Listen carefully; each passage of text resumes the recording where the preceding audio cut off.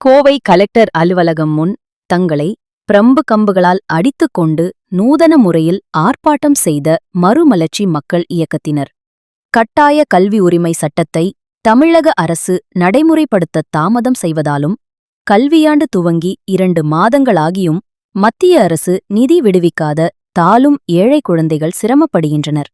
இந்த ஆண்டு பல லட்சம் குழந்தைகளின் கல்வி உரிமையை பெற்றுத்தர முடியவில்லை என்பதற்காக தமிழக குழந்தைகளிடம் மண்டியிட்டு மன்னிப்பு கேட்கிறோம் என்று கூறியபடி மறுமலர்ச்சி மக்கள் இயக்கத் தலைவர் ஈஸ்வரன் தலைமையில் தொண்டர்கள் பிரம்பால் அடித்துக் கொண்டனர்.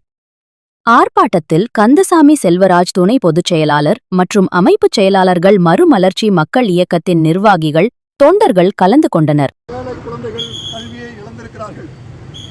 மத்திய அரசு இதற்கான பணத்தை விடுவிக்கவில்லை. இதற்காக நீதிமன்றம் சென்றோம்.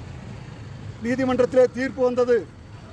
மத்திய அரசு பணம் தர வேண்டும், மாநில அரசு சட்டத்தை அமல்படுத்த வேண்டும் என்று தீர்ப்பு வந்தது. ஆனால் அந்த தீர்ப்பை மத்திய மாநில அரசுகள் இரண்டும் நிறைவேற்றவில்லை. இதன் காரணமாக இன்றைக்கு தமிழ்நாட்டிலே 8 லட்சம் ஏழை குழந்தைகள் பாதிக்கப்பட்டிருக்கிறார்கள். சட்டத்தை ஒரு அரசாங்கம் மதிக்கவில்லை, நீதிமன்ற தீர்ப்பை ஒரு அரசாங்கம் மதிக்கவில்லை. அப்படி என்றால் இந்த சட்டத்தை யார் காப்பாற்றுவது? சட்டத்தை காப்பாற்றுகின்ற பொறுப்பில் இருக்கின்ற மத்திய அரசு, சட்டத்தை அமல்படுத்துகின்ற பொறுப்பில் இருக்கின்ற மாநில அரசு இரண்டும் சட்டத்தை நிறைவேற்றவில்லை என்று சொன்னால் இந்த சட்டத்தை பாதுகாப்பது யார்?